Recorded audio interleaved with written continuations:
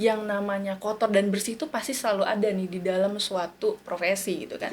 Termasuk juga politik gitu loh. Jadi ya adapun kita terlalu fanatik terhadap calon tertentu, ya sah-sah saja. Betul. Ya, namanya aja pendukung, ya kan? Betul. Jadi ya sudah, tapi ini kan politik kan berkaitan dengan kekuasaan. Nah, kalau kekuasaan itu dipegang oleh orang yang salah, orang yang kotor, ya akan menghasilkan keputusan yang kotor dan merugikan kita, orang lain gitu loh.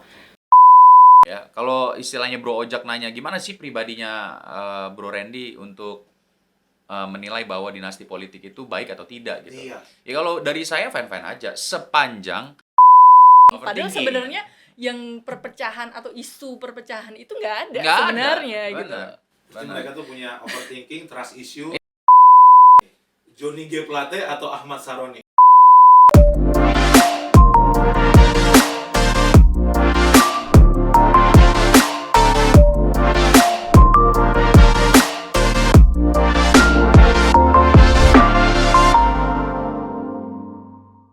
Hai teman-teman lawyer support lawyer, ketemu lagi bareng gue Ojak Stumean di podcast Lawyer Support Lawyer. Memasuki tahun pemilu di tahun 2024, menurut rilis data dari tempo.com yang berasal dari KPU RI, bahwa akan ada 52% total pemilih muda atau generasi muda yang akan terlibat atau memberikan hak suaranya dalam kontestasi pemilu, baik itu di Pilpres, baik itu di Pilkada maupun di Pileg. Nah, untuk membahas hal tersebut, kali ini gue udah mengundang dua rockstar yang memiliki pengalaman di bidang lawyer dan di dunia perpolitikan secara sekaligus. Pasti pada penasaran kan? Kita sambut, ini dia, Sis Sindu dan Bro Randy.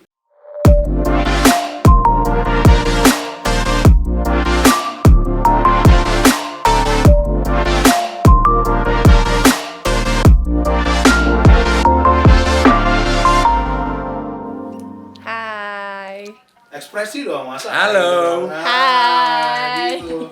Oke. Gimana nih si Sindu dan Bro Randy? Gimana kabarnya? Baik, alhamdulillah baik gitu. Bro Randy gimana? alhamdulillah baik. Padahal kita udah ngobrol dari tadi ya. Betul. Iya. Ini pertanyaan basa-basi aja. Tapi by the way, kan kemarin kita briefingnya harus pakai ini kan jaket atau minimal baju putih. Kenapa nih kok si Sindu malah pakai baju hitam? Oh iya itu ya. Gue kayaknya kelamaan nonton Netflix-nya itu tuh Gadis Kretek. Ya kan gue jadi terinspirasi sama Dian Sastro, Gadis Kretek. Jadinya pakai kemeja hitam gitu. Wah, iya, boleh. Iya. Padahal kan ini karena di tema politik pakai jaketnya masing-masing dong. Iya. Lebih cerdas. Gak sesuai briefing ya gue ya. Iya, makanya. Ya udah nggak apa-apa deh kalau gitu kita lanjut ke pertanyaan-pertanyaan. Nah, di sini saya mau kenalan dulu nih ya teman-teman ya dengan si Sindu dan Bro Randy. Si Sindu ini menurut tim kreatif yang sudah kami kelola datanya, si Sindu merupakan seorang lawyer dan sekaligus dia merupakan bendahara umum DPW PSI Kalimantan Utara. Nih, silakan si Sindu boleh say hi dulu sama teman-teman di sana. Hai. Iya. Nah, sementara ini Bro Randy ini adalah merupakan lawyer sekaligus dia merupakan wakil ketua bidang kajian penelitian Badan Advokasi Hukum Nasdem DKI Jakarta. Nah, ini dia Bro Randy. Halo. Ya. Nah, di sini kita akan membahas tentang seputar dunia perpolitikan yang bersinggungan dan beririsan dengan profesi mereka sebagai lawyer. Nah, kita akan mulai pertanyaan kali ini. Jadi, nggak usah tegang-tegang dan teman-teman dan narasumber saya ini juga jangan tegang-tegang juga ya. Harus ini dong, harus slow dong. Aman. Aman ya. Oke. Siapa dulu nih yang mau gua tanya? Bebas aja ya. Ladies first kali ya. Ladies first. Oke, boleh. Nah, sekarang gue mau tanya sama si Sindu dulu nih. Bagaimana sih sebenarnya cerita kok bisa sih terjun ke dunia belantika perpolitikan Indonesia ini? Kan padahal Sista ini kan merupakan seorang lawyer. Kenapa nggak fokus lawyering aja? Atau jadi karyawan BUMN? Atau jadi istri pejabat? Seperti itu. Bercanda. Jadi background keluarga ya, emang aku terlahir dari lingkungan keluarga politik gitu loh. Terus dan juga ternyata passion aku juga memang di dunia politik gitu. Dan itu secara sadar sih aku mulai menyadari itu ya. Sejak memang aku dari sekolah itu udah biasa aktif di organisasi-organisasi hingga saat ini gitu. Dan menurut aku pengalaman berorganisasi itu penting gitu untuk bagaimana sih kesiapan kita dalam menemui perbedaan pendapat, kematangan dalam menemui konflik-konflik yang terjadi gitu. Terus bagaimana kita mengambil keputusan yang terukur, dalam arti keputusan terukur itu sebagai politisi muda kita bisa memprediksi kedepannya tuh seperti apa gitu loh. Dan bagaimana sesuatu itu dan maksudnya mampu memberikan alasan kenapa juga sesuatu itu tidak bisa terwujud gitu. Oke, prediksi seperti apa sih maksudnya? Prediksi itu kayak kita udah punya skill nih, kira-kira nih ke depannya gimana ya gitu. Itu kan juga kita dapati dari pengalaman-pengalaman berorganisasi, sehingga kita bisa mengambil keputusan itu juga terukur gitu loh. Gitu. Oke, jadi itu alasannya ya Sis, karena memang background dari keluarga politisi dan begitu juga memang ada ketertarikan di dunia perpolitikan gitu ya.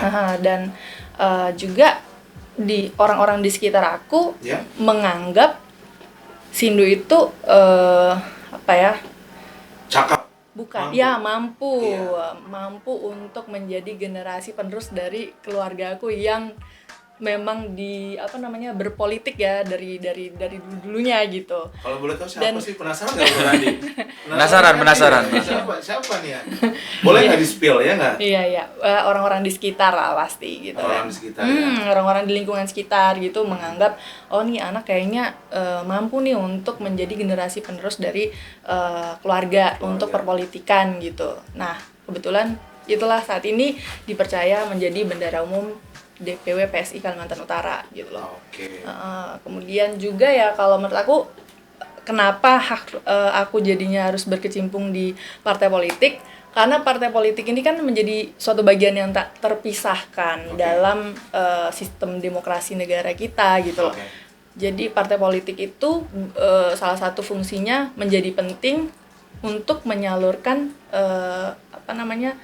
kepentingan kita nih sebagai masyarakat gitu loh, menjadi suatu wadah untuk kita menyalurkan aspirasi kita gitu. Wow, keren banget gitu. Meskipun kan partai politik ini tidak punya wewenang ya dalam menentukan kebijakan-kebijakan, tapi keberadaan partai politik ini baik secara langsung maupun tidak langsung juga akan mempengaruhi juga keputusan atau kebijakan dari pemerintah negara ini gitu. Siap. Wah, mantap banget ya. Kayaknya udah diborong semua nih jawabannya Bro Randi nanti nih. Luar biasa ya. Luar biasa. Kalau itu pertanyaan yang sama, Bro Randi juga nih. Masa sih alasannya sama? Harusnya beda dong. Kenapa sih kok memutuskan terjun ke dunia politik padahal udah jadi lawyer, udah jadi pengusaha lagi? Kenapa nih? Iya. Sangat menarik sekali ya, karena apa yang tadi si Sindu sampaikan itu luar biasa dan relate dengan kondisi milenial saat ini. Memang sangat diperlukan. Namun jika berbicara mengenai personal saya mengapa sampai terjun ke dunia politik, sebenarnya adalah cikal bakalnya dari seorang Randi Aditya ini yang ekstrovert. Berangkat dari situ sebenarnya. Dari seorang Randi Aditya yang memang suka bergaul, suka bersosialisasi sama orang, mengenal orang baru, belajar karakter orang, dan berangkat dari situ akhirnya suka juga berorganisasi. Jadi memang dari mulai SMA ya, karena kan memang SMA itu adalah tingkatan pertama di mana kita belajar berorganisasi. Ya, saat ini sih saya nggak tahu namanya apa, tapi seingat saya dulu itu adalah OSIS. Mungkin sampai sekarang sama ya penamaannya ya. Gitu. Mulai berangkat dari OSIS, saya juga dulu menjadi wakil ketua OSIS, itu juga udah belajar tuh. Mulai caranya berdemokrasi dalam pemilihan pemimpin OSIS itu seperti apa. Jadi memang pada saat itu juga mulai itu campaign, mulai menyampaikan visi misi, Kebetulan pada saat itu juga saya menjadi kandidat ketua OSIS. Wah, Namun kalah, jadi ya kan? wakil. Ya, jadi wakil. Jadi SMA dulu itu wakil ketua OSIS. Iya, iya, iya. Kemudian berangkat dari situ berlanjut di tingkat universitas. Oke. Kebetulan juga di universitas juga saya aktif di dalam organisasi, baik organisasi tingkat fakultas maupun organisasi badan eksekutif mahasiswa. Oke. Nah, berangkat dari situ lagi, kemudian berkembang, sampai akhirnya saya masuk ke dalam partai politik. Oke. Jadi mungkin kurang lebih gambarannya seperti itulah, kenapa saya akhirnya terjun ke dunia politik. Politik ya. Jadi memang kalau yang saya lihat sih juga, saya terawang nih, si Sindu juga sebenarnya ekstrovert nih kayaknya. Iya. Iya. Sama, saya juga ekstrovert teman-teman ya. Sangat, jadi kalian bertiga ini trio ekstrovert.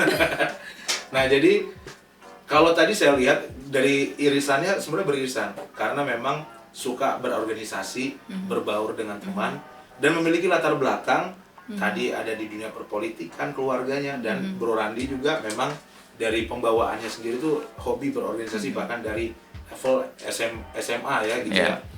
Nah, tapi sebenarnya gini loh. Teman-teman pada sadar nggak sih di akhir-akhir zaman bukan di akhir zaman ya, maksudnya akhir-akhir ini kita tuh sering menganggap alah ngapain sih anak muda tuh terjun ke dunia politik, politik tuh kotor, semu, kalian juga nggak ngerti, udah mending kerja aja, kerja tuh bikin startup, kerja tuh ngapain kayak gitu kan, kalian tuh masih muda, paling nanti dibego-begoin doang gitu loh. Nah, menurut si Sindu dan Bro Randi, mungkin Bro Randi dulu kali ya, itu gimana tuh pandangannya? Bener nggak tuh orang-orang ngomong kayak gitu? Sebenarnya kenapa anak-anak zaman sekarang itu belum terlalu melek akan politik, itu menurut saya karena minimnya literasi. Oke, betul. Ya, minimnya literasi, minimnya sosialisasi mengenai apa itu politik. Bagaimana politik itu sangat berperan, bagaimana politik itu sangat bisa membantu kita untuk bisa menentukan langkah kita saat ini, bahkan bisa nanti sampai 5 atau 10 tahun yang akan datang. Oke. Gitu. Karena pandangan saya ketika anak-anak zaman sekarang itu masih belum memahami betapa pentingnya mereka terlibat dalam politik, khususnya di negara sendiri, Indonesia, ya mereka akan dapat menentukan langkah-langkah, kebijakan-kebijakan, dan manfaatnya itu akan mereka rasakan kemudian hari gitu loh. Makanya sebenarnya kita yang sudah terjun ke dalam politik praktis memberikan contoh kepada kaum milenial yang muda untuk memberikan gambaran bahwa sebenarnya politik itu sangat menyenangkan. Betul. Iya kan? Fun. Politik itu membahagiakan. Politik itu harus dilakukan dengan riang gembira gitu. Sama dengan yang akan kita mau hadapi nanti kan. Kita harus menggaungkan itu. Ya kan? Kita harus menggaungkan politik sukacita, politik riang gembira. Jadi itu yang harus ditanamkan. Dan yang paling terpenting adalah bagaimana literasi akan apa itu politik, bagaimana politik bisa membantu membuat suatu kebijakan-kebijakan yang lebih baik untuk yang akan datang, itu harus digaungkan terus kepada kaum milenial. Ya. Wow, keren banget Bro Randi jawabannya. Nah, sekarang gue pengen dapat nih perspektif dari si Sindu. Si Sindu bagaimana sih menurut si Sindu intimidasi atau enggak stigma-stigma yang diberikan apain anak muda terjun ke politik. Kemudian gue juga pengen dengar sebenarnya tujuan dan goals si Sindu tuh terjun ke politik tuh lantas apa gitu loh. Coba dijelasin. Yang politik itu kotor tadi ya? Iya, betul. Sehingga anak-anak muda jadi antipati nih. Iya, gitu. betul. Jadi kalau bicara politik itu kotor, nggak mungkin dong ada ilmu politik ya kan, fakultas ilmu sosial politik, guru besar ilmu politik gitu kan, ya mungkin. Jadi kita kalau bicara juga di dunia hukum nih atau bidang pekerjaan lainnya, profesi yang namanya kotor dan bersih itu pasti selalu ada nih di dalam suatu profesi gitu kan. Termasuk juga politik gitu loh. Jadi kita mau bawa politik itu menjadi kotor atau bersih, yaitu kembali lagi ke diri kita sendiri. Makanya tuh kita sebagai politisi muda harus mempunyai idealisme yang teguh dan konsisten gitu loh. Sehingga kita tuh tidak mudah digiring untuk melakukan suatu tindakan-tindakan yang merugikan pihak lain. Gitu. Tapi masalahnya gini sih, bro. Yang gue tangkap ya, karena lu nanti kalau udah masuk politik lu masuk sistem. Yang which is di mana tuh pasti nanti kalian harus tegak lurus dong. Sementara kalian ini anak muda, itu kan pasti punya warna sendiri. Punya independensi sendiri. Itu gimana sih cara kalian menyikapi ini nih supaya teman-teman podcast Lawyer Supporter yang mau terjun ke dunia politik gitu kan, entah itu dia let's say mau jadi relawan, let's say dia mau jadi simpatisan, mereka tahu gimana cara bersikap. Boleh? Iya. Ya, itu tadi kembali ke kita harus punya integritas, independensi yang teguh, ya kan, konsistensi, idealisme. Jadi kita harus kuat nih sebagai generasi muda. Dan justru sebagai generasi muda memang kita harus berada di dalam perpolitikan itu gitu loh. Sebagai generasi muda penerus bangsa dan negara, ya kan, harus turut berkontribusi gitu loh.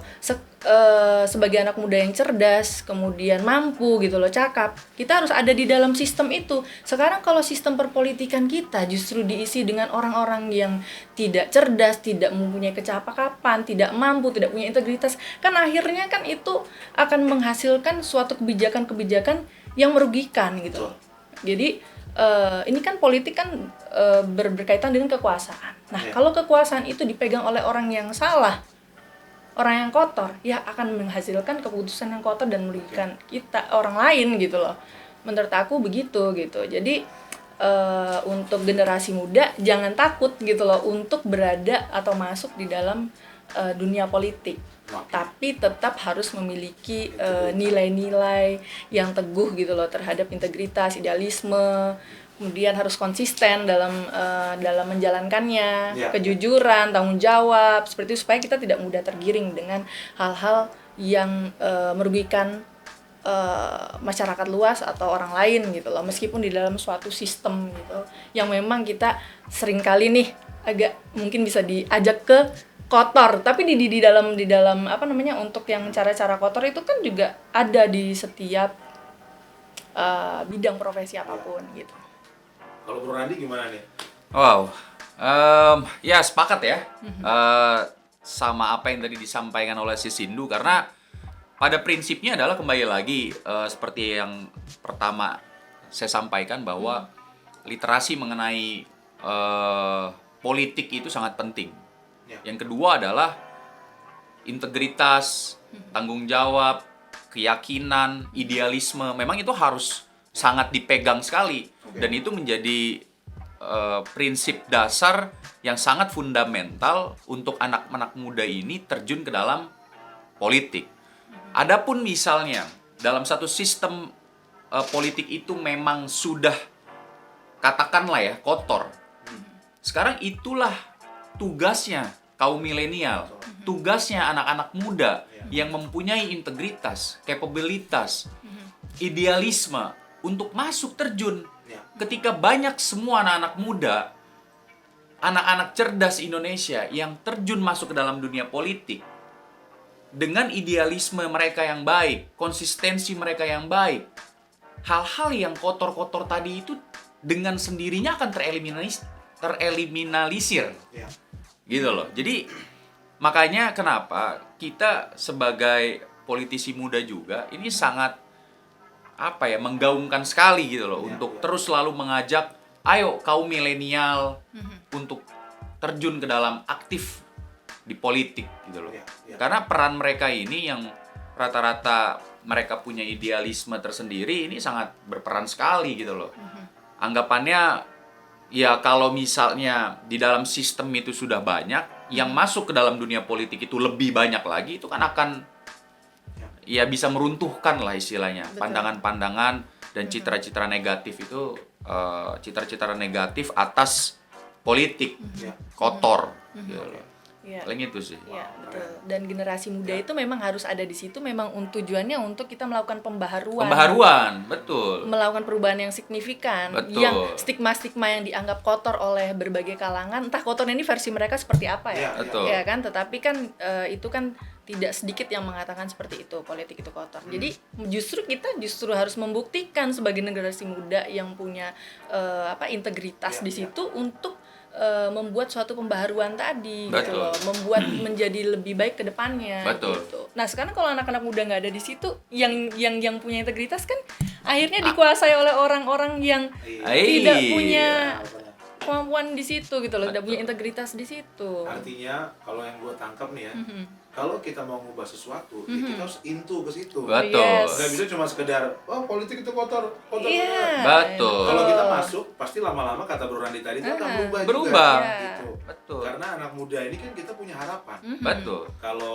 yang sudah senior Betul. mereka punyanya nostalgia, Yes. romansa. Anak muda tuh kan harapan bangsa, Betul generasi sekali. penerus bangsa.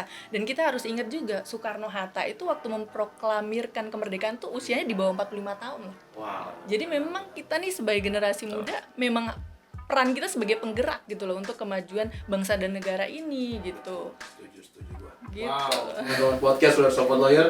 Ini baru berapa menit pertama, ini udah panas banget. Ya kan? Dan gue sebenarnya penasaran juga sih.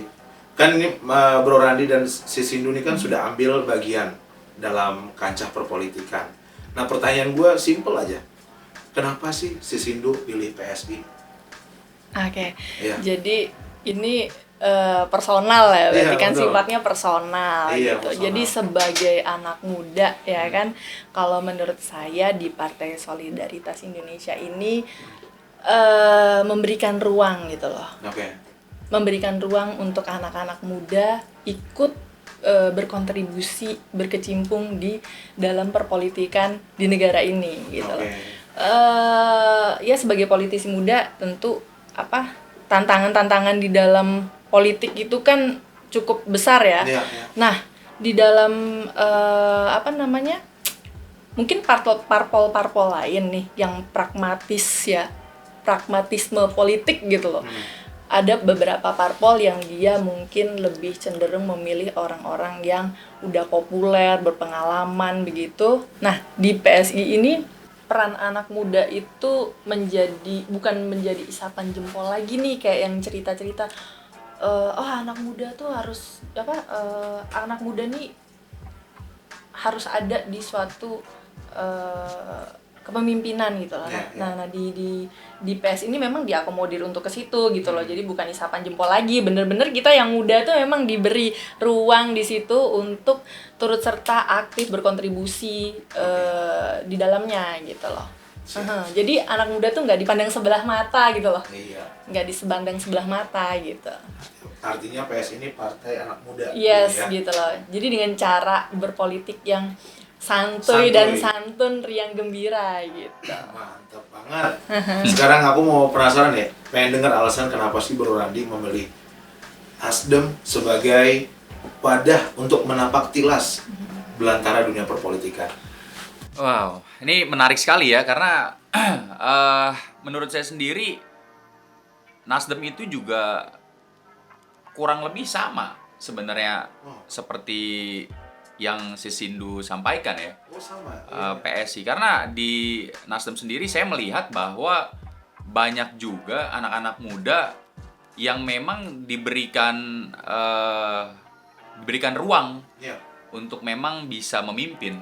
Ya, ini bisa dibuktikan juga secara nyata bahwa ketua fraksi DPRD DKI Jakarta dari Partai Nasdem Iya. itu saudara Wibi Andrino, kebetulan sahabat saya juga, beliau itu merupakan anak muda, usianya masih 36 tahun. Iya. Gitu artinya di sini memberikan contoh nyata bahwa Nasdem pun jika memang punya kapasitas, Iya. jika memang punya kapabilitas, integritas yang baik, monggo-monggo saja Oke. untuk memimpin. Iya. Itu yang pertama. Yang kedua adalah yang paling penting dari Partai Nasdem, saya melihatnya secara personal bahwa Partai Nasdem ini merupakan satu partai yang ingin memberikan kontribusi bagi bangsa dan negara kita ini lebih besar Oke. dengan adanya satu perubahan-perubahan yang memang ini harus dilakukan.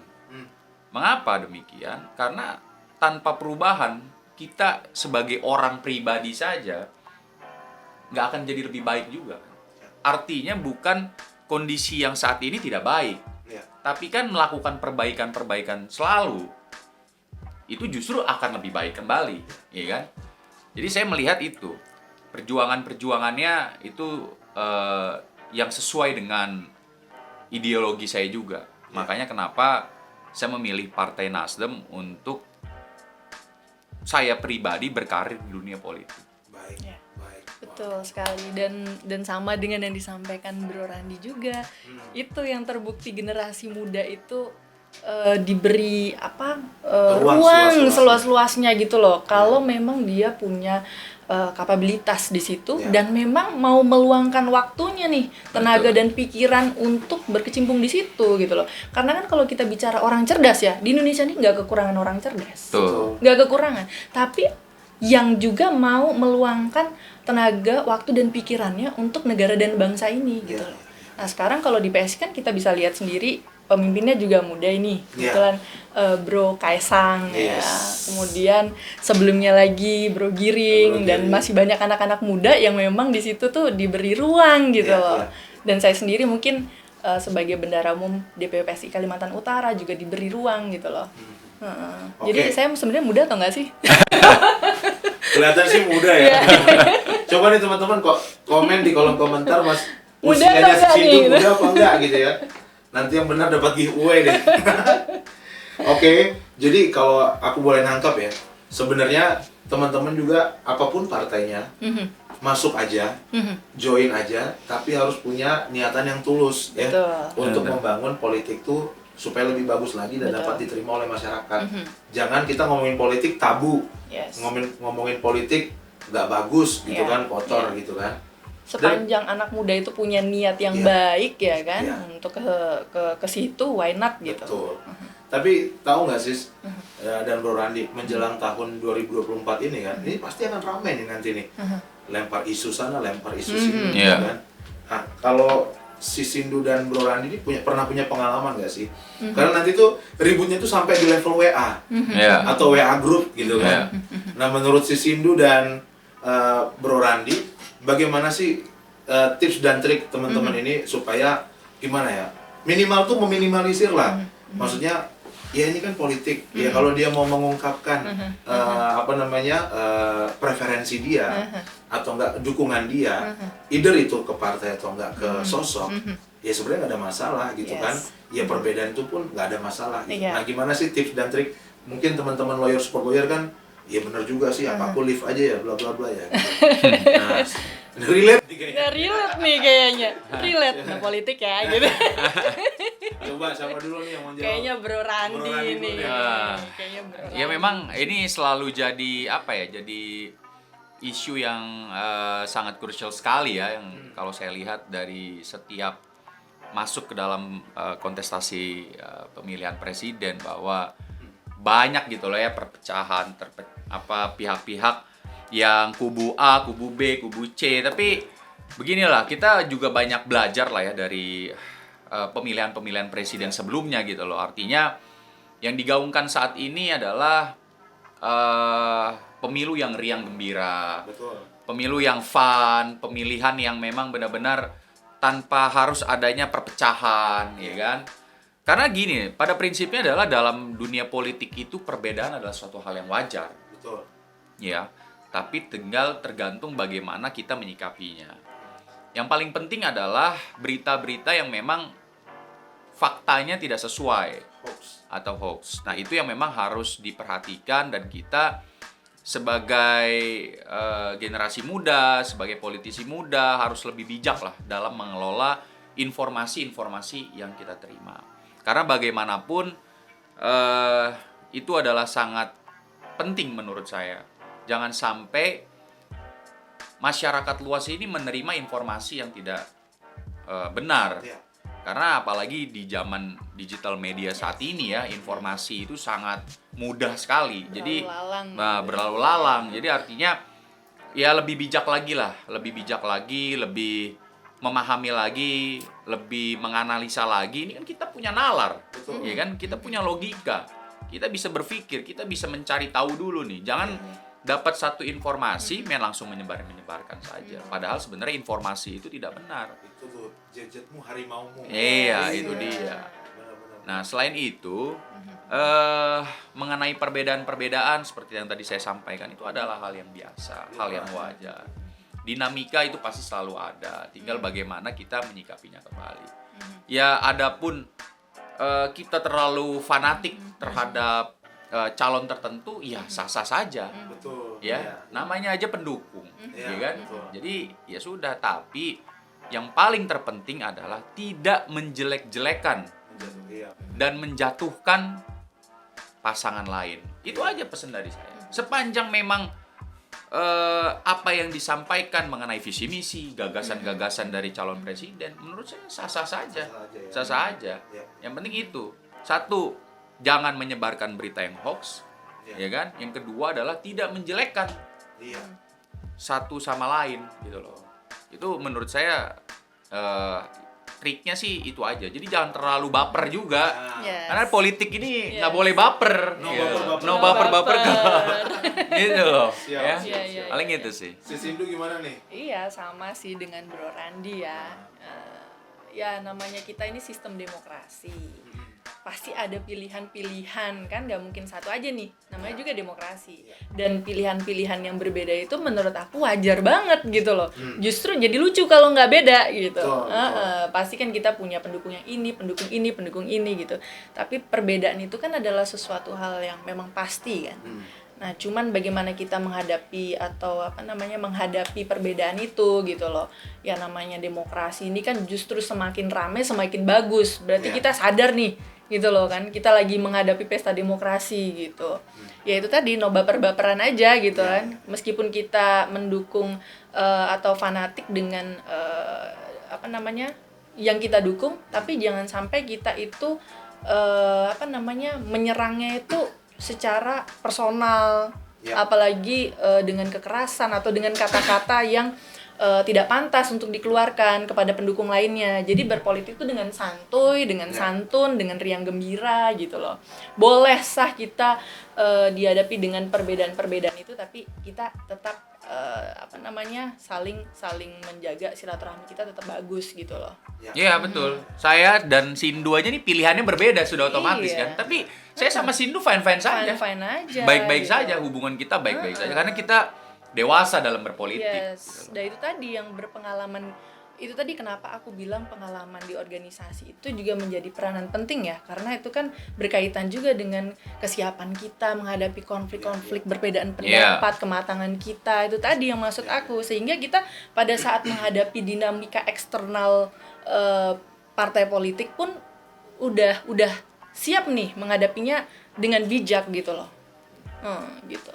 Oke, gue udah nangkep sih tadi jawabannya. Cuma kan gini, kadang-kadang tuh ada beberapa forum WhatsApp yang mungkin spesialis kita no sara no politik, ya kan? Atau enggak forum WhatsApp yang memang ini hanya untuk berkomunikasi. Nah mungkin satu tips tambahan tadi ya, teman-teman juga bijak juga gitu ya dalam men-share itu gitu kan, men-share preferensinya. Tapi kalau sekedar informasi, misal pemilu 51 hari lagi loh, menurut saya sih itu juga nggak ada masalah gitu kan.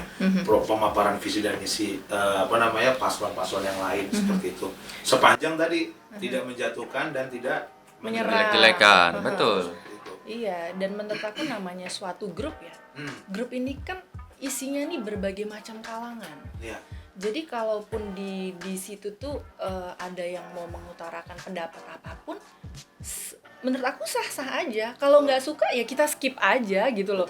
Nggak usah baper terus kita, nggak boleh gini, nggak boleh gini, nggak boleh gitu. Sepanjang itu masih yang di ranah yang disampaikan juga baik-baik aja, nggak terjadi hal-hal yang membuat menjadi perpecahan, kenapa tidak gitu loh. Kecuali sudah ada indikasi memang ternyata apa yang di-share, apa yang diutarakan menjadi benar-benar suatu perpecahan. Iya. Nah kalau nggak terjadi, kenapa harus dilarang? Betul. Gitu loh. Kalau nggak suka, skip aja gitu. Kayaknya memang apa juga ya, peran overthinking juga itu. OVT nih kalau anak iya. Jaksel, Iya. overthinking gitu. Overthinking Jangan juga. tiba-tiba langsung bikin regulasi sendiri, nggak boleh gini ya, di grup ini nggak boleh gini ya, gitu. Itu overthinking. Padahal Overthinking. sebenarnya yang perpecahan atau isu perpecahan itu nggak ada Nggak ada. sebenarnya gitu. Benar.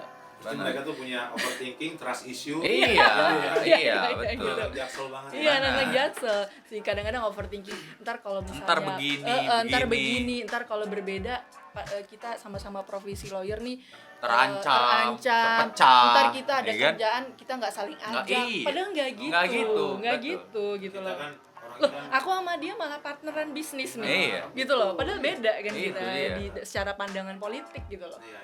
Ya perbedaan pendapat kan biasa gitu. Jadi partneran bisnis. Itu Iya, dia. gitu. Tapi bro, by the way, sis, sebenarnya aku juga penasaran banget pengen denger perspektif bro dan sis. Sebenarnya ketika masuk dunia perpolitikan, sebenarnya bagian mana sih, poin mana yang menjadi concern bro dan sista yang perlu diperbaiki? Kayaknya nih perlu diperbaiki deh di Indonesia ini. Kayaknya masih kurang settle, kurang bagus. Apakah itu di bidang politik, apakah itu di bidang ekonomi? Nah ini monggo, di hal mana, poin mana yang menurut bro nanti ketika terjun ke dunia politik yang mau bakal diubah atau yang perlu diperbaiki? Mungkin Sis Indu dulu. Nah, kalau aku karena basically kita orang hukum ya, ya concernnya sih lebih ke bidang hukum gitu loh. Oke. Terkait dengan regulasi-regulasi. Gitu. Apanya sih Sis yang lu lihat sebenarnya yang kurangnya itu apa? Ya mungkin ya banyak ya regulasi-regulasi di di negara ini yang mungkin ya bisa lah untuk kita sama-sama menyampaikan aspirasi kita. Ada beberapa regulasi yang mungkin dianggap perlu untuk diperbaiki lagi gitu. Karena gini. Kalau memang dianggap perlu gitu. Betul. Karena gue kadang-kadang ngeliat ini kita ke isu terkait hukum tadi kan. Kadang-kadang ini peraturan udah bagus, tapi penegakan hukumnya. Nah, Ya. Atau mungkin penegakan hukumnya bagus, tapi hukumnya belum ada. Iya. Contoh kayak misalnya terkait e-money, GoPay, Gojek. Yes. Hukumnya ketinggalan kan. Ya. Kan padahal perkembangan zaman maju terus. Iya, Nah, iya, kadang-kadang di situ tuh yang kalau Betul, menurut aku betul. isu di bidang hukum ya, Benar, atau sama nggak kira-kira? betul. Ya sama seperti itu. Jadi terjadinya kekosongan hukum terkait hal-hal yang baru nih, produk-produk baru yang belum ada regulasinya gitu. Iya. Ya itu tadi yang harus kita aspirasikan. Bagaimana itu bisa ada regulasinya gitu loh, Betul. yang mengaturnya gitu. Mungkin Bro Randi nih. Kalau Bro Randi gimana nih? Poin dan bagian mana nih yang kira-kira yang perlu diperbaiki? ya menarik juga sih ini pertanyaannya karena sebenarnya gini ya, secara prinsip adalah karena kita orang hukum, sudah pastilah concern kita adalah ke sisi hukumnya ya yang perlu dirubah. Dan fokusnya tadi seperti apa yang Bro Jak sampaikan, penegakan hukum itu yang memang harus benar-benar direformasi lah ya. Karena saat ini juga masih banyak kasus-kasus konteksnya mengenai penegakan hukumnya itu suka tajam ke bawah tapi tumpul ke atas gitu loh.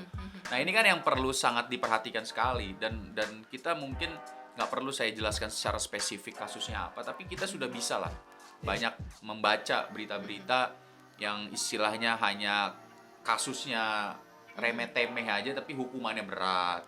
Sedangkan ini kasus yang memang besar tapi hukumannya ringan. Artinya kan di sini ada yang salah dalam penegakan hukumnya.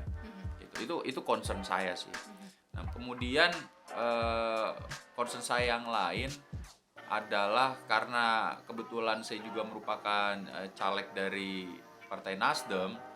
Boleh dong, Nah, sekalian dong, kasih tahu dong. Itu juga. Ya, jadi kebetulan memang ada beberapa program-program juga yang memang sangat saya concern gitu loh, khususnya di wilayah Banten. Nah, itu terkait dengan ekonomi. Nah, bagaimana kita harus memajukan UMKM kita. Nah, khususnya di Provinsi Banten. Mengapa demikian? Karena sebenarnya UMKM itu merupakan sektor yang cukup signifikan dapat menopang perekonomian Indonesia. Ya kan? Ya. Kita bisa lihat lah dulu pada saat krisis moneter ya, itu bank semua hampir rata-rata kolaps semua. Cuman satu yang saya lihat, ini koreksi saya juga kalau misalkan saya salah, itu Bank BRI aja yang bisa bertahan. Karena apa? Karena dari sisi mikronya dia sangat kuat. Ya. Nah, itu sebenarnya adalah satu gambaran yang bisa kita ambil bahwa kalau UMKM kita ini dibina, Ya. dididik, ditata dengan baik, ini bisa menopang perekonomian negara kita. Oke. Nah, cuman kan sayangnya di beberapa daerah, ya memang khususnya saya concernnya di Banten ini, saya melihat bahwa UMKM-nya ini masih belum terlalu baik lah, belum terlalu cukup baik. Makanya itu memang harus selalu dibina, dididik terus gitu loh. Dan tingkat penganggurannya juga cukup tinggi. Nah, makanya kenapa kita ingin lah orang-orang di sana, ya udah ayo kita bikin usaha yang memang skalanya kecil aja dulu. Ya itu kan akhirnya kan apa? Membantu juga dari sisi yang orangnya tadi tidak bekerja, dia bekerja dengan punya usaha, dia menghasilkan.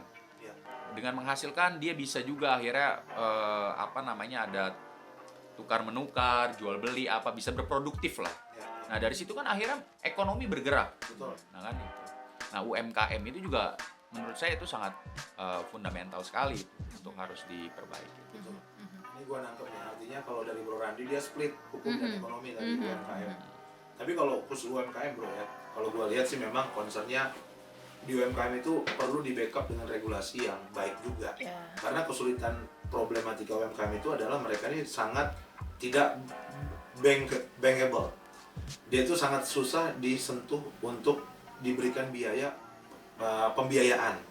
Karena kan UMKM, pasti kan kalau bank atau enggak lembaga pembiayaan mau memberikan biaya, ini usahanya jelas nggak nih? Kamu cuma jualan singkong doang gitu kan? Saya kasih modal bisa nggak balikin? Nah, ini perlu dibuat nih suatu peraturan atau regulasi. Jadi supaya pelaku-pelaku UMKM ini mendapatkan permodalan. Apa sih kesulitan UMKM ini? Ya modal. Betul. Gitu. Mereka nggak punya wadah. Mereka contoh nggak punya modal latihan cukur rambut. Betul. Nggak punya modal beli tepung. Nggak punya modal beli gerobak. Nah, ini menjadi salah satu isu juga nih. Iya. Gitu kan? Betul. Kalau menurut gua gitu. Betul. Disitulah kita aspirasi kita itulah yang kita sampaikan gitu loh. Betul.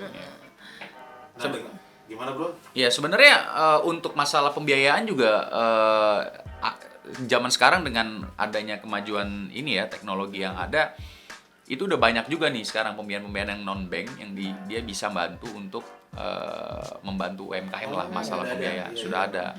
Jadi memang di program saya untuk nanti ke depannya juga itu adalah membantu masyarakat untuk dibina secara istilahnya pendidikan mengenai UMKM ya, untuk menjalankan bisnisnya lah. Bagaimana dia mau nge-create suatu bisnis nih, idenya seperti apa. Misalkan dia mau bikin usaha, misalkan contoh yang sederhana aja ya, ayam geprek gitu loh. Kita kasih, oh ini cara pendidikan non formal. Pendidikan non formal itu yang dibangun. Sampai dengan kita jadi membantu itu dari hulu ke hilir.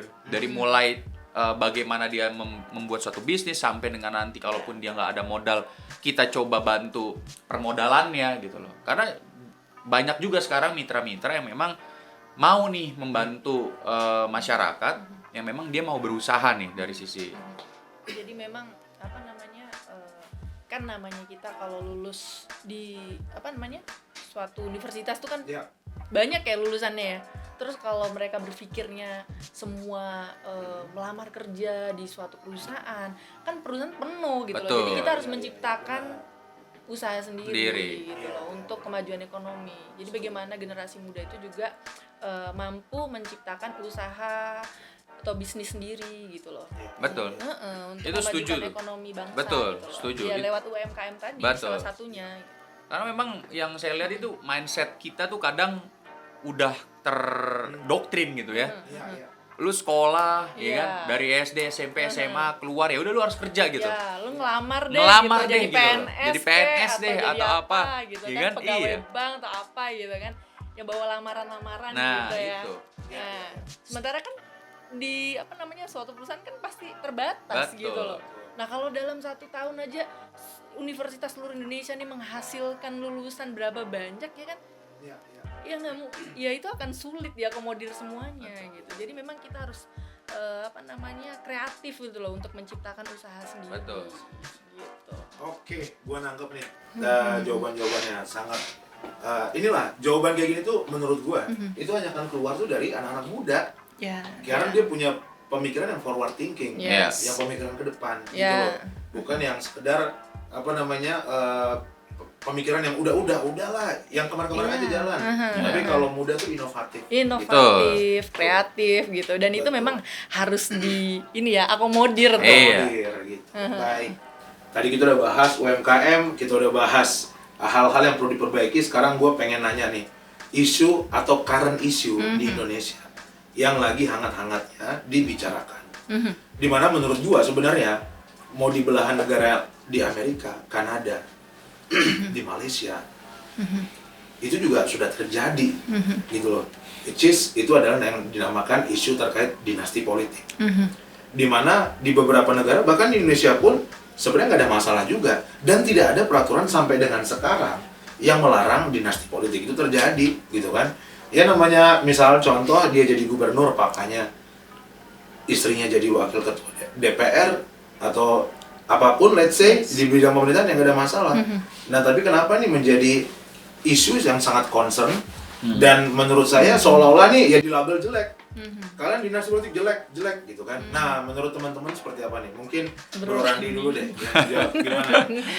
Ya, dinasti politik ya. Emang jadi gini, kalau saya pribadi ya memandang bahwa dinasti politik itu adalah sesuatu yang ya fine-fine aja sebenarnya gitu. Lumrah-lumrah aja. Karena gini, sebenarnya kembali lagi ya kepada persepsi ya. Kembali lagi kepada persepsi dan kembali lagi kepada penilaian dari masing-masing individu. Betul. Ya, kalau istilahnya Bro Ojak nanya gimana sih pribadinya Bro Randy untuk menilai bahwa dinasti politik itu baik atau tidak gitu. Iya. Ya kalau dari saya fine-fine aja sepanjang caranya dilakukan dengan benar. Betul. Caranya dilakukan dengan baik. Caranya dilakukan dengan legal. Iya. Dan memang orang-orangnya itu memang mempunyai kapasitas dan kapabilitas, mempunyai integritas yang baik. Ya kembali lagi, kan kita pengen semua pemimpin itu yang memang mempunyai kemampuan, mempunyai kapasitas. Sepanjang itu semua terpenuhi, sepanjang semua itu dilakukan dengan baik dan benar, ya monggo-monggo saja. Misalkan contoh, ya saya lah ya. Jadi saya dulu tuh, nih saya aja belum jadi, saya dulu cita-citanya pengen jadi akpol sebenarnya. Pengen jadi catar, calon taruna akpol. Iya kan? Cuman gagal nih di Pantuhir, iya kan? Panitia penentu akhir. Artinya gini, saya saja belum jadi polisi, tapi anak saya pengen saya jadiin polisi. Artinya, apakah orang akan melihat itu adalah dinasti politik? Enggak. Iya kan? Nah kembali lagi, kalaupun saya polisi misalnya, kemarin jadi nih, ya kan? Terus anak saya jadi polisi juga, taruna akpol, apakah itu dinyatakan dinasti politik? Ya kan? Betul. Enggak juga. Jadi artinya kembali lagi sih sebenarnya kepada persepsi. Ya sepanjang misalnya nanti orang itu istilahnya ada kerabat, ada keluarga, ada anak, ada saudara, siapapun itulah yang memang mempunyai kemampuan dilakukan dengan baik dan benar, ya monggo-monggo saja kalau menurut saya. Gimana nih kalau si Sindu, jangan sama dong. Iya, Harus ada iya, jawaban yang berbeda ya. Nah ini kalau dinasti ya, kita berbicara dinasti.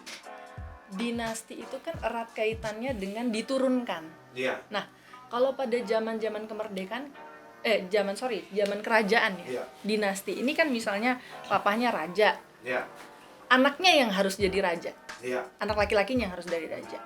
Jadi menurut aku kalau dinasti politik itu sebenarnya nggak ada, karena kan kita disuruh memilih. Masyarakat Indonesia ini kan disuruh memilih kan, demokrasi kan di sini. Betul. Jadi nggak ada tuh yang namanya contoh misalnya nih presiden yang sekarang terus langsung menentukan lu gue tunjuk jadi pengganti gue ya, kan nggak bisa gitu. Betul. Karena apa, kita masyarakat Indonesia ini mempunyai peran ya untuk menentukan siapa presiden kita. Jadi itu bukan ditentukan dari si rajanya nih, bukan ditentukan dari situ gitu loh. Jadi kalau bicara dinasti itu kan sifatnya langsung diturunkan menurut aku ya. langsung diturunkan, nih penunjukan kamu yang menggantikan saya. Tapi kalau kita di Indonesia ini kan sistemnya demokrasi, jadi kan kita punya hak untuk memilih siapa pemimpin kita. Jadi nggak bisa disebut dinasti sih sebenarnya. Bukan mandat ya. Bukan mandat bukan gitu mandat. loh. Jadi nggak bisa disebut suatu dinasti.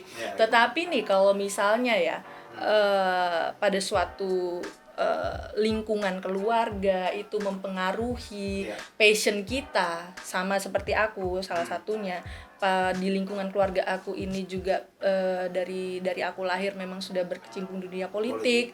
Terus aku sehingga menyebabkan aku juga punya passion di situ gitu kan. Itu nggak bisa disebut dinasti sebenarnya. Itu kan hanya lingkungan kita itu mempengaruhi, dapat mempengaruhi mau jadi apa kita gitu loh, salah satunya gitu loh. Tapi nggak harus ke situ juga gitu. Betul. Kan karena pasti ada juga yang misalnya dia punya passionnya yang lainnya gitu kan, nggak harus politik juga gitu meskipun di dunia politik keluarganya misalnya akpol gitu loh. Jadi kalau bicara dinasti politik menurut aku di Indonesia ini sebenarnya nggak ada dinasti politik. Nggak ada dinasti karena tidak diturunkan langsung pemimpinnya, itu dimandatkan kamu yang harus menggantikan saya gitu. Kita sebagai masyarakat punya hak untuk menentukan siapa pemimpin kita. Betul. Kita negara demokrasi gitu. Iya, aku setuju banget tuh dengan apa yang dibilang Bro Randi dan Sisi. Artinya gini loh, dinasti politik mau itu katakanlah diidentikan, katakan dengan didefinisikan. Papahnya jadi gubernur, ini jadi bupati, adiknya jadi anggota DPRD, DPR RI, bla bla bla. Kemudian itu dinasti politik. Enggak, belum tentu juga. Belum tentu. Dan gini, sepanjang dia tidak melakukan korupsi, kolusi, nepotisme, nah itu baru salah gitu kan. Tapi kan semuanya itu kan dalam proses pemilihan. Betul, pemilihan. Jadi kalau kita nggak suka dengan dinasti, hancurkan, jangan dipilih. Kan kita punya hak untuk tidak memilih. Betul. Gitu loh kan. Nah, terus kalau menurut aku nih ya, meskipun kita berada di lingkungan yang mempengaruhi kita untuk berada di dunia politik juga, ya sepanjang niat kita itu baik, tulus ya kan, untuk menjadi generasi penerus bangsa dan negara kita, membawa perubahan yang baik ke depannya untuk kita bersama. Menurut aku sah-sah aja, nggak ada masalah di situ. Dan kembali lagi, rakyat lagi yang memilih, gitu.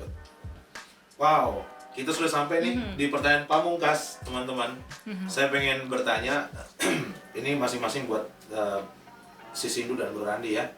Apa sih pesan bagi teman-teman milenial, lawyer support lawyer, agar mereka ini mau berperan aktif dalam mengawal demokrasi dan bahkan terlibat atau terjun langsung ke dunia politik? Kira-kira apa nih yang mau disampaikan supaya mereka tuh nggak tabu lagi, nggak pas ini antipati dan lain sebagainya. Monggo dari sisi Hindu. Ya, kalau dari saya menyampaikan kepada generasi muda, jangan antipati terhadap politik gitu loh. Karena pada dasarnya politik itu adalah sesuatu yang suci, yang luhur. Bagaimana kita mengupayakan kebijakan-kebijakan untuk kepentingan bersama gitu kan. Jadi justru harus generasi muda yang cerdas, berintegritas, yang memiliki idealisme yang teguh, konsistensi, harus ikut serta di dalam berkontribusi di dalam dunia perpolitikan kita gitu, supaya dunia perpolitikan kita itu diisi oleh orang-orang yang memang mempunyai kapabilitas, sehingga dalam kekuasaan nantinya mengambil keputusan akan terlahirlah keputusan-keputusan yang baik untuk kepentingan kita bersama gitu loh. Sayang sekali kalau generasi muda kita ini yang mempunyai kapabilitas tidak masuk ke dalam situ, sehingga diisi orang-orang yang tidak punya integritas, kapabilitas di situ gitu. Itu sih kalau dari itu saya. Ya. Berarti artinya ya teman-teman jangan ragu ketika mau masuk atau terjun ke dunia politik, sepanjang juga memang harus dibekali juga terkait integritas dan juga literasinya nih, idealisme kita tujuannya kemana. Kalau dari Bro Randi sendiri bagaimana? Pesan saya untuk kaum milenial, generasi muda kita, jangan pernah lelah, jangan pernah menyerah terus berkontribusi di dalam dunia perpolitikan Indonesia, berikan yang terbaik, perbanyak literasi, dan terus berjuang. Oke, wow. Nanti terus di bawahnya tuh, Bro Randi, caleg DPRD Provinsi Banten, Dapil Kabupaten Tangerang. Kabupaten Tangerang. Wah, itu kan sangat padat, singkat dan jelas. Gitu. Jadi harus berkontribusi teman-teman ya. Nah, di sini teman-teman mungkin aku mau nge-recap juga apa sih yang tadi udah kita bicarakan tadi. Intinya yang muda itu, yang berpolitik itu harus berani speak up. Gitu loh. Jangan kita mau dibungkam.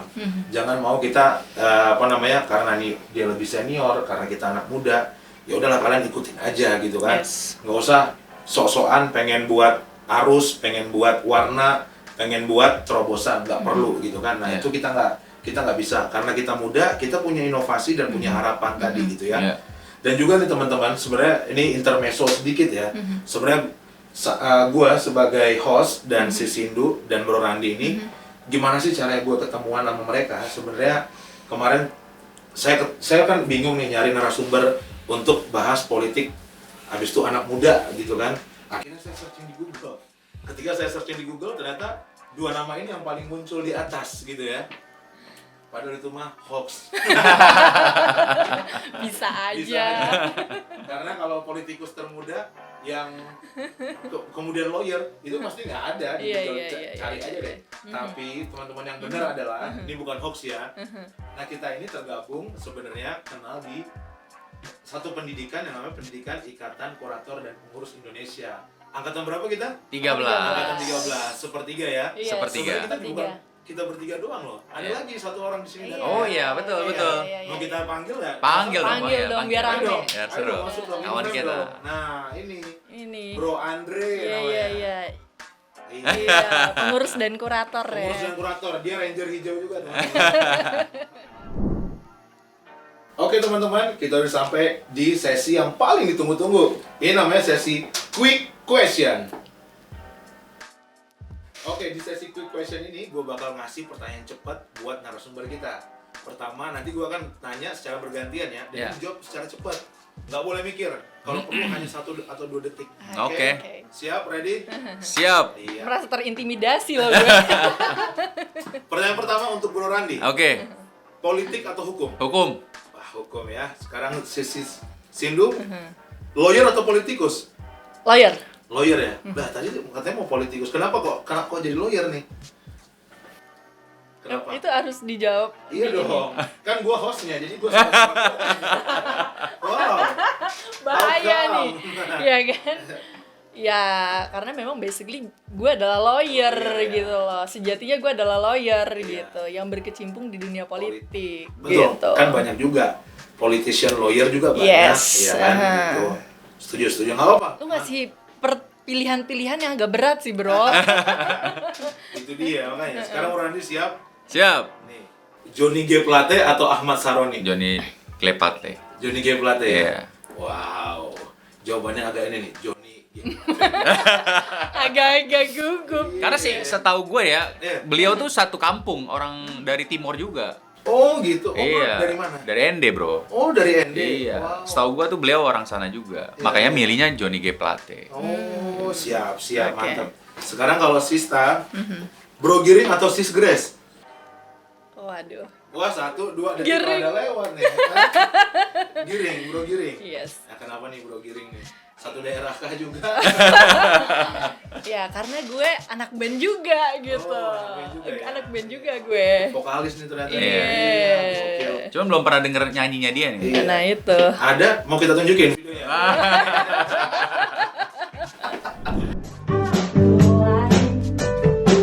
Surat keselingkuhan tak tahu kapan akan berakhir. Oke, sekarang Bro Randi, dinasti politik atau politik uang? Politik uang. Wah, kenapa nih? Kok politik uang? Gini loh, kita nggak bisa pungkirin ya, Iya. masuk dalam dunia politik itu butuh uang loh. Oh, Kita harus ada modal. betul. Karena gini, kita masuk ke dunia politik itu butuh modal dalam konteks apa nih? ya dalam konteks kita melakukan gerakan-gerakan gitu loh. Betul. Kita melakukan apa namanya, contoh lah ya, misalkan kita turun dapil, Iya. itu kan perlu biaya juga. Iya, Ya kan, dalam arti biaya apa ya, misalnya contoh kita butuh tempat untuk pertemuan, nah itu kan kita sewa tempat, Beli Iya, kopi. ya harus ada uang, Iya. terus kumpul bersama masyarakat, Butuh bersama makanan warga, gitu ya. kan nggak mungkin kita perut kosong, Kopdar. ada kopdar. Iya, Nah, makanya benar. kenapa itulah gunanya uang dalam Iya. politik. Betul, betul. Wow. Sepanjang digunakan untuk hal-hal yang baik dan benar, ya memang sah-sah saja kan? Betul, betul. Gitu loh. Nah, sekarang si Sindu nih. Pertanyaan cepat. Disuap atau menyuap? Disuap. Oh, Gue manja soalnya, Oh, manja. manja. Gue seneng disuap. Oh, Manja gue. ya gua kira senengnya menyuap ya. Iya. Mending disuap ya. Mending Karena kita manja ya. disuap. Iya bener. Oke teman-teman, terima kasih udah datang ke podcast Lawyer Support Lawyer. Tepuk tangan dong. Yeay, thank you, thank you. Iya, Oke, thank you. terima kasih ya. Udah, mohon maaf nih kalau misalnya dalam podcast tadi ada apa namanya salah-salah kata atau bagaimana. Intinya podcast ini tuh lahir adalah sebagai media dan wadah kita tuh untuk speak up ya teman-teman Iya. ya. Apa sih yang anak muda pengen sampaikan baik itu dari sisi hukum maupun sisi politik seperti itu ya. Mungkin itu aja yang bisa gua sampaikan di episode Oke. kali ini. Sekali lagi terima kasih si Sindu dan Bro Randi. Sukses terus untuk kontestasi dapil nanti ya, pileknya ya. Ya, Dan si amin. Sindu juga sukses nanti di PSI ya. Oke, Oke, thank you. kalau begitu gua Ojak Stumeang, host dari podcast Lawyer, Support Lawyer. Dah. Tuh, udah lihat kan gimana serunya podcast Lawyer Support Lawyer? Makanya teman-teman, jangan lupa terus subscribe, pantengin podcast Lawyer Support Lawyer, like, komen, dan share supaya semakin banyak teman-teman yang mengetahui info-info seputar hukum dan jangan sampai hukum itu tabu di masyarakat. Oke? Gua Ojak Stumeang, pamit. Peace out. Bye.